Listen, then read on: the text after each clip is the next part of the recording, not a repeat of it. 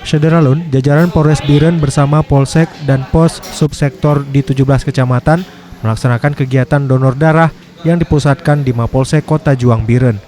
Donor darah kerjasama Paur Dokes Polres Biren dengan tim unit transfusi darah RSUD Biren ini berhasil memperoleh darah 70 kantong. Pelaksanaan donor darah tetap mengedepankan protokol pencegahan virus corona mulai saat pemeriksaan kesehatan hingga pengambilan darah. Kapolres Biren AKP Gugun Hardi Gunawan SIK mengatakan kegiatan ini sebagai bentuk kepedulian dalam memenuhi ketersediaan stok darah di RSUD Dr. Fauziah, terlebih di tengah wabah COVID-19. Dari Biren, Yusmandin Idris, Serambi On TV.